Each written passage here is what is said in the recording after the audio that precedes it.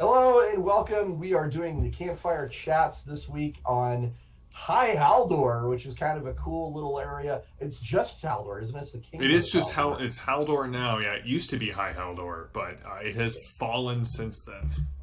Right. Hi, my name is Ross Watson. I'm the lead designer of Myth, Tales of Legend. And I'm JM Defoggi. I'm the lead writer in Myth Tales of Legend. And we hope you guys are all staying safe out there. Yes. So today's episode, as we just mentioned, is a lore episode, and it's going to be in two parts. This is the first part. And we actually started talking a little bit about Haldor back when we did our Bright Legion episode. We talked quite a bit about Faerun Rock, so let's just make a note that one of the big features of the Kingdom of Haldor is Faerun Rock, which is a massive, mighty citadel fortress of the Bright Legion. If you want to hear more about it, go back to that Bright Legion episode, and we cover quite a bit of that. Right, and you can also go check out the Ages of Myth video, because Haldor was sort of the High Haldor was the capital of Orcian the Great's kingdom during the Age of Steel, and we talked a little bit about that back in the day. Yeah, I always want to play Conan music for the Age of Steel. That's right. Two snakes. That's right. Each other. That's right. What is the riddle of steel, Ross? Well, we're not talking about the Age of Steel. We're not here to talk about Orcian's work, at least not all of it. But we are here to talk about Haldor. And since we had an episode about the Bright Legion, why don't we start this off talking about the Bibliothon? Yes, So Dawnlight's Cathedral. Yeah, so the Bibliothon are kind of our... we talked a lot about how in Myth, in the board game, and then kind of carrying it forward through into the role-playing game, that Tales of Legend revolves around a number of opposing themes, right? Light versus darkness. We also have this idea of preservation of knowledge versus the corruptive nature of knowledge. And if the Bright Legion is like, knowledge of the darkness is corruptive, we're going to lock it down. The Bibliosophists are sort of your anarchist librarians who believe knowledge should be free. We need to recover the information from the past and sort of get it out there, because only by the Age of Legends just ended. If we can only find out more about that, then maybe we can rebuild the Age of Legends. And they sometimes kind of ignore the fact that not every legend and wonder that was created during that age was a good thing. And they have a secret home, it's a cathedral. It's called the Dawnlight Cathedral, but it is kept as a secret. How does that work? Is this a physical building that everyone can see on there's the cathedral? What? No. I mean, what are we talking about? So it is kind of a vault. It is both a vault and a library and a school, but it is hidden in the vast regions of Haldor. So Haldor, out of all of the four kingdoms, really is sort of the one that barely deserves a name. Right, Haldor is a kingdom in the way that the Scythians or the Thracians, they're nomads, so they sort of, there's an area that belongs to them, but they don't really have what you would expect to see in the other three kingdoms with towns and tax collectors and roads. It's this vast steppe plain land. And so hidden away in the mountains there, sort of protected through ancient covenants and contracts with some of these tribesmen of Haldor, the tribesfolk, they keep people away from Dawnlight Cathedral. So the Bright Legion has this vague idea that, hey, there's this library, this Dawnlight Cathedral somewhere in the mountains of Haldor. But for those of you who are also in Colorado, it would basically be saying hey, there's this one hidden place in the Front Range. Oh, right. Yeah. Somewhere in the Front Range. Right, and there's this tribe that protects it. It's called the Grass Brands. Yes. And they are, I mean, what do they do to keep people away? What's their tactic? So they have a large area kind of here in the in this area of Haldor, And their riders and their tribes, they're not super aggressive, but they sort of play up the territorial aspect of the Haldoran tribes. And they're not one of the ones that are on the outskirts by the other, by the Riverlands or by Canis or even by Farinrock. So first of all, to get to their tribal lands is to journey through several other tribes that are also possibly antagonistic with each other, maybe working with the grass brands. But there's also this riddle. There are the Bibliosofts have sort of set up a network of puzzles and riddles and like passphrases that will allow them to, will tell the grass brands, hey, these are people who are valued and valid to get to Dawn's Light Cathedral. So really, they just see anyone else as intruders onto their land, partially because, right, they understand that, hey, they have this sacred duty to help protect this repository of knowledge, possibly the last true repository of knowledge in the North. And they have vaults underneath the cathedral. Now, the vaults are where they keep what? What is kept there? What are the vaults? So it's sort of interesting to me. I kind of modeled the vaults of the Bibliosofts off their enemies' vaults, or maybe not their enemies, but their opposition's vaults. Right? The Bright Legion keeps vaults that are very much more like prisons. Right? We're going to put this dangerous artifact in this room and lock it down. Or hey, this necromancer, you're going to wait here, never seeing the sun again until we decide what to do with you. Well, in the Bibliosoft, they also have the vaults, but these are more of these massive chambers. I kind of see Dawn's Light Cathedral going back to the Age of Legends, something that still inspires them. And in my mind, as heroes wander these vaults, the murals on the ceilings are moving. No one knows how it happens. Like you still see like the sun, like whatever sky is above the mountains. That's kind of what's reflected in the vaults down here below. Wow. But it is. What comes to mind is the library in Venice from Indiana Jones and the Last Crusade, right? Just these massive stone stacks with books and scrolls and artifacts. There are people constantly working to keep up with the decay. So, okay, hey, this scroll is 1,000 years old. We need to copy it now and maybe have a second copy before things start to break down and we start to lose this knowledge. There are Voltarians who are basically like archivists who... Voltarians, yeah. Instead of being like a librarian who knows everything, it's like, we need information on Naga strongholds from the Age of Legends. They're like, oh, you want to go speak with Ross. That has been his area of study. And so not all of that information is at the same place, but Ross, the NPC, would go, oh, well, I know where to take you because this has been my journey through these maze-like vaults for my life, and I know where this information is. Okay, well, that is the Bibliosoft of Dawn's Light Cathedral. It's a very interesting place. I love the description of the murals that move and reflecting the sky. That's pretty awesome, and it would definitely make people kind of ooh and ah when they go down there. I think that would be really cool.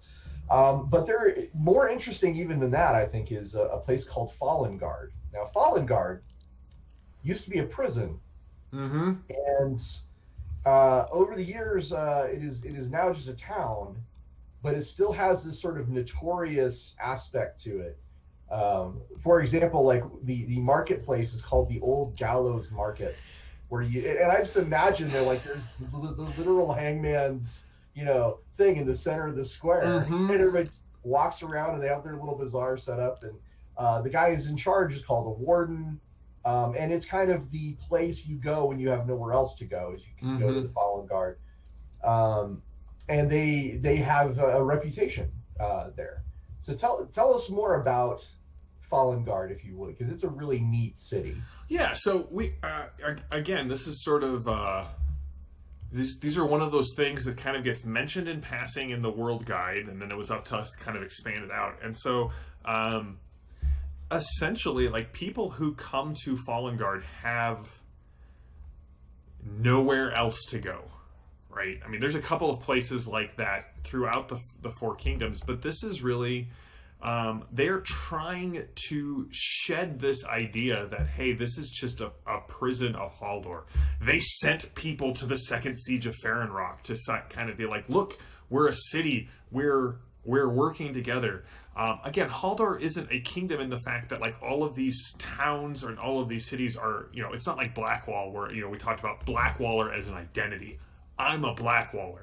I mean, you have the Haldorian tribes, you have descendants of prisoners who, right, when the Age of Legends fell, this prison was isolated, and eventually you had to kind of they had to come to a choice. Do we let the prisoners free in order to kind of help us survive this turning of the age, or do we just let these people rot in the depths? And the warden made the decision, hey, like, we're in this together, we are Fallen Guard. This is basically Myths Australia. A little bit Myths Australia. I'll be honest, a little bit inspired by the Devil's Crossing in Grim Dawn. This idea that, like, hey, you know where a good place to survive an apocalypse is? A prison. Because you know what it's designed to do? It's designed to keep people out and keep people in, which means we can hole up here and we can be safe. And I think one of the things that it really grabbed me, like the whole concept, I thought was really neat. But one thing I really liked is the idea that there is still a prisoner somewhere in the depths of the prison below, and they left this one guy behind. Yeah. However many years ago that was when they all left, they're like, no, that dude, he needs to stay. And he's still down there, like, screaming, right? I mean, he's just down there like... it's according to the text, he is down there just screaming his head off, and nobody knows why. Yeah, I mean, if I were to, so in my mind, so we also, throughout the GM section, we have these things that I call the Heart of Darkness. Like, what is the darkness's desire with this area? And in my mind, that guy is either super important for the darkness to kill, because they know something that they shouldn't, or the darkness is trying to free this person. And we have this idea called the Hunted, where this group of heroes sort of arrives in Fallen Guard, and maybe adventurers are like, look, another group of adventurers, let's sort of work together. But in actuality, each of these adventurers are all possessed by the same creature.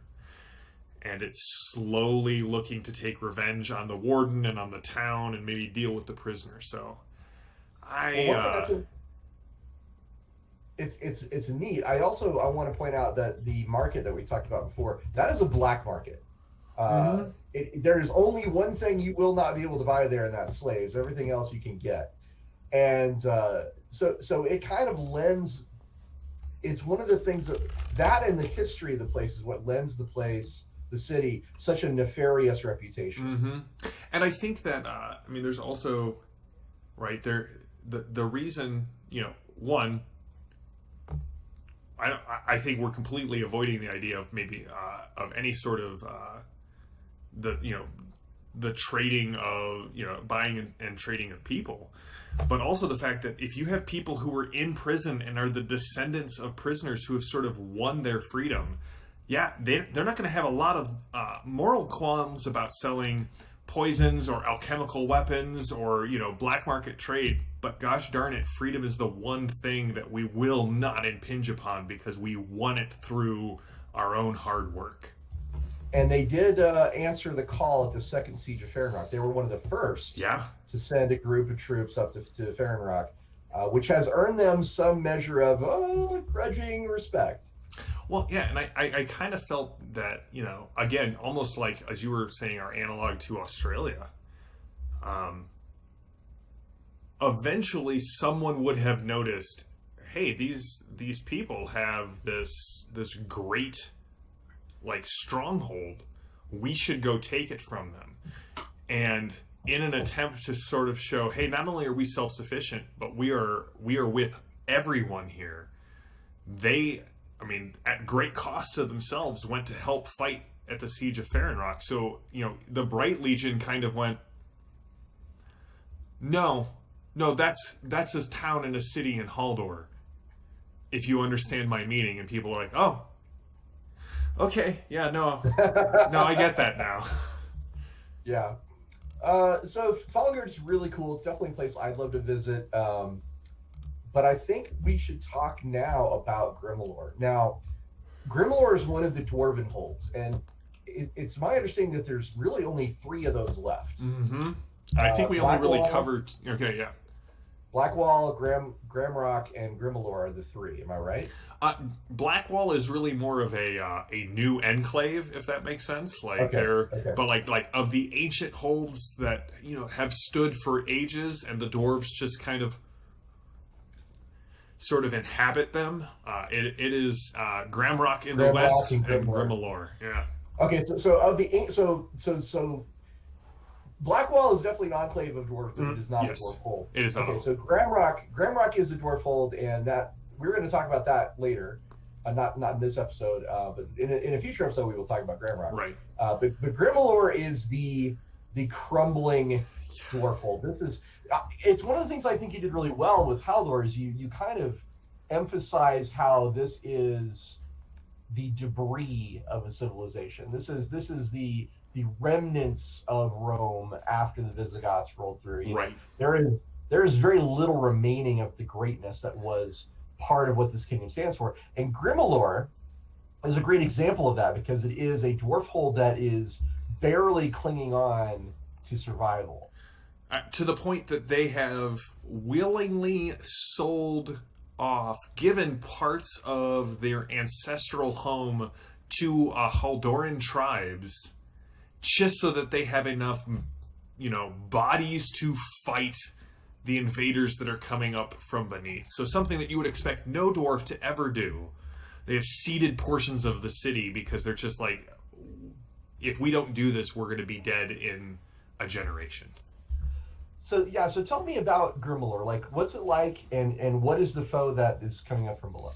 So it is. All right. So the Shrouded Eye tribe is the tribe that sort of is now staying in here, and they're almost looked on by the other Haldorian tribes as crazy. Like, why would you give up open skies and these vast plains to hole up in a cave in the mountain, essentially?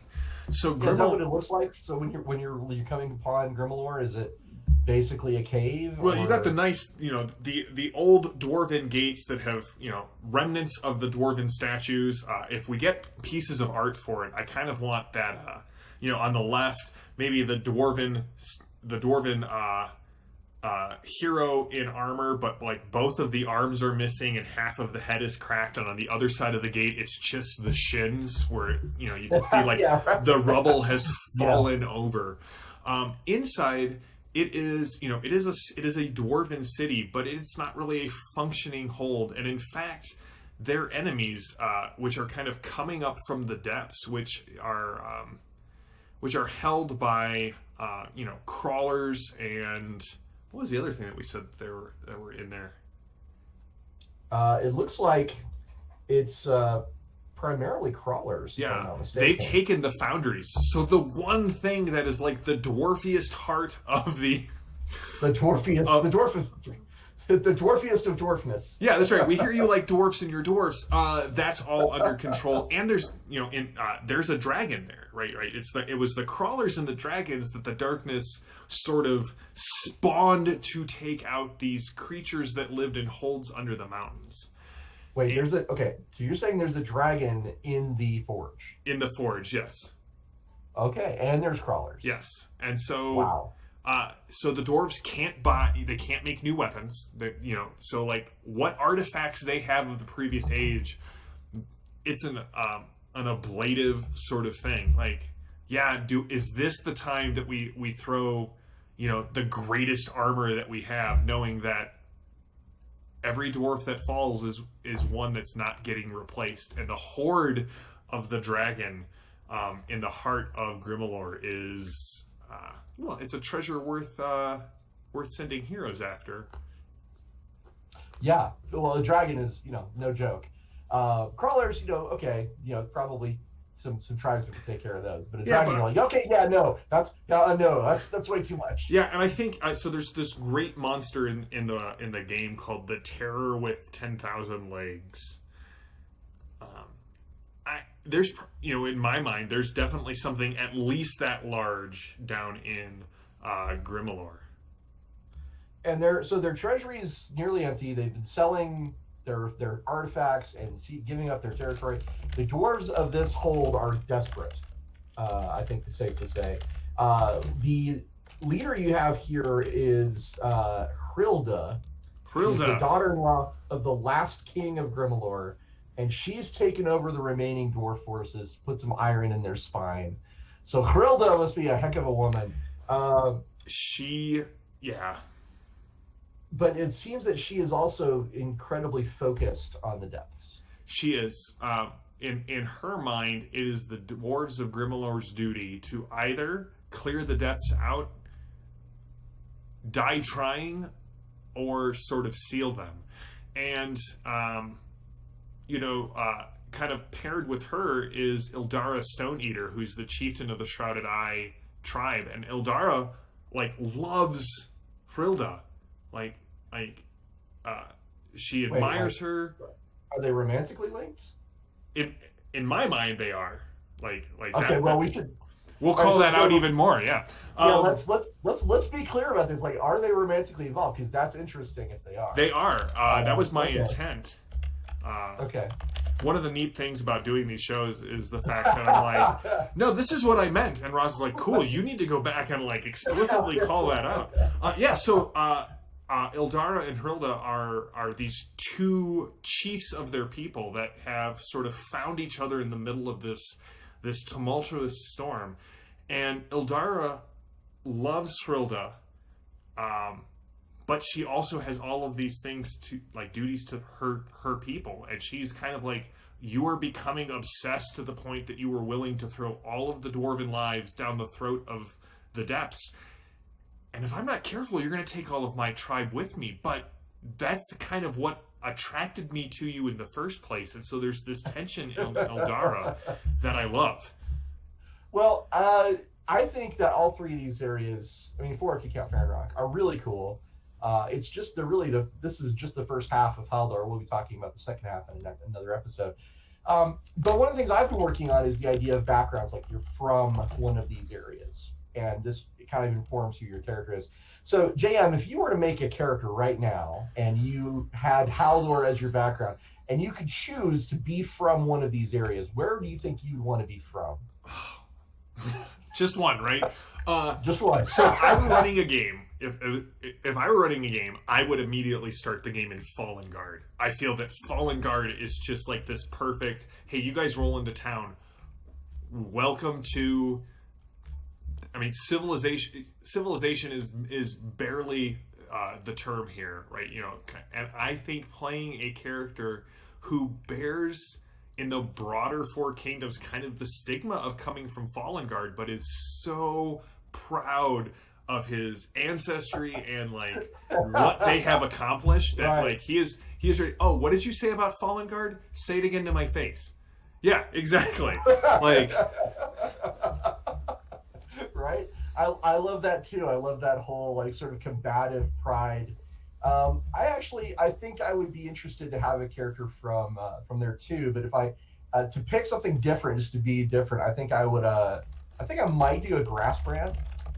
So I'm connected to the Bibliothon without actually being a Bibliothon. Yeah. I think that'd be kind of cool and interesting, and you might have a love of puzzles and riddles because of that. Which I like that. That's yeah. It's sort of. I try. You kind of start with the baseline of, hey, I kind of feel again, Rome has fallen. That was one of the saddest things about working through this section and some of the other sections where it's just remember, this isn't the Age of Legends. This is the aftermath of the Age of Legends. All right, kind of just how can I make it sadder? Technically, so honestly, the heyday of Haldor was Age of Steel. So right, so longer ago, yeah. Yeah. But I tried to make each of the Haldorian tribes a little different, and so to have this tribe that is at least outwardly, we are just like one of the other tribes that you will encounter on the grasslands. but all of our wise people, right, are trained by the Bibliosophs, and we work through these mental puzzles, almost like maybe Zen koans, to like be like, wait, you have what it takes to be a Bibliosoph, because you're out there writing, you're still like, oh, I get it. Yeah, the Legends of the Grass Brands must be pretty weird. It's like, yeah, they'll stop you at the border, and then they'll say something bizarre and kill you if they don't like your answer. Yeah. Or run you off at the point of a blade, and you're like, what the hell? But what just happened? Yeah. I don't know. They said something about 3 legs in the morning or something. I didn't quite catch it. Some bizarre. I think they're all crazy. They're all crazy. So that's the first part of Haldor for this Campfire Chat. You can check out more about Myth, Tales of Legend with our Campfire Chats every Thursday. Also, we're going to have some dedicated panels regarding Myth, Tales of Legend for Ulysses Con, the online convention that's happening at the end of this month, which is July 2020. JM and I will be on a couple of panels, one just about Myth in general, and one about Myth lore. One about Myth Tales of Legend, specifically the game, and then one about Myth lore.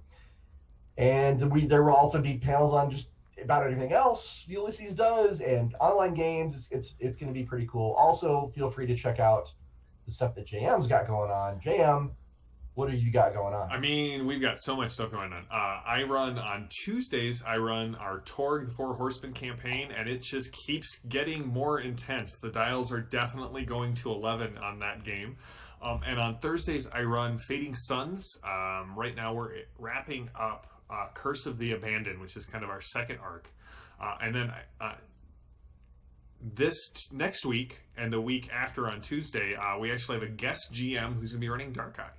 So. And last, don't forget to check out Tharkold, which is the new Torg Eternity crowdfunding, which is happening on Game On Tabletop. Go check that out. It's not too late to get in and get a good deal on the new techno-demonic, so good, blasted wastelands full of nuclear fallout. It's pretty amazing. Yeah. Go check it out.